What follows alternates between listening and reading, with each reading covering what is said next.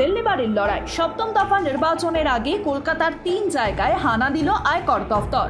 জানা যাচ্ছে বুধবার সকাল 11:30টা নাগাদ আয়কর দফতরের একটি দল পূর্ব কলকাতার মেট্রোপলিটন হাউজিং কমপ্লেক্সে হানা দেয়।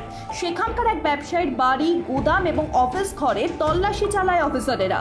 সূত্রের খবর, ওই ব্যক্তির পোল্ট্রি ফার্মের ব্যবসা রয়েছে। সামনে রথযাত্রা, তার আগে ভয়ঙ্কর বিপত্তি ঘটল পুরীতে।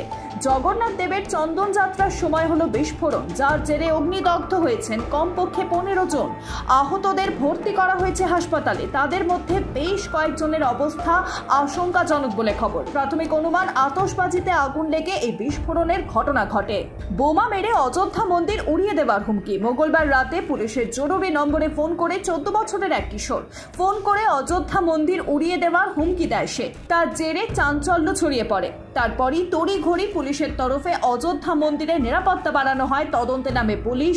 কুশীনগর জেলার পাথরওয়া থানার বালুয়াটিকা গ্রাম থেকে ফোন করে ওই কিশোর। 14 বছরের সেই কিশোরকে আটক করেছে পুলিশ।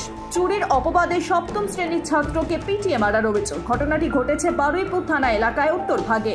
মৃতের নাম পবিত্র সর্দার। জানা যাচ্ছে বারুইপুরে মামার বাড়ি সে বেড়াতে এসেছিল। তার বিরুদ্ধে অভিযোগ, একটি আশ্রমে ঢুকে সে নাকি বিভিন্ন জিনিস চুরি করছিল। তারপর তাকে আশ্রমে ডেকে পাঠানো হয়। বেধড়ক মারধর করা হয় বলে অভিযোগ, যার জেরে মৃত্যু হয় তার। ঘটনায় পুলিশ এখনো কাউকে গ্রেফতার করেনি বলে খবর। রেশন দুর্নীতি মামলায় অভিনেত্রী ঋতুপর্ণা সেনগুপ্তকে তলব করল ইডি। তাকে 5ই জুনের মধ্যে হাজিরা দিতে বলা হয়েছে। এর আগে 2019 সালে রোজভ্যালির আর্থিক 9/6 মামলায় তলব করা হয়েছিল অভিনেত্রীকে। তার 5 বছর পর এবার রেশন দুর্নীতি মামলায় তাকে তলব করল ইডি। তবে সেই নিয়ে এখনো অভিনেত্রী কোনো প্রতিক্রিয়া দেয়নি। বুধবার রাতে মুর্শিদাবাদের অম্বরপুর পশ্চিমপাড়া এলাকায় আম কাঁঠাল বাগানের পাশে একটি চাষের জমি থেকে উদ্ধার হয়েছে ব্যাগ ভর্তি সকেট বোমা। ঘটনায় বাম কংগ্রেস তৃণমূলের দিকে আঙুল তুলছে এবং তৃণমূল কংগ্রেস বাম কংগ্রেসের দিকে বোমা রাখার অভিযোগ তুলছে।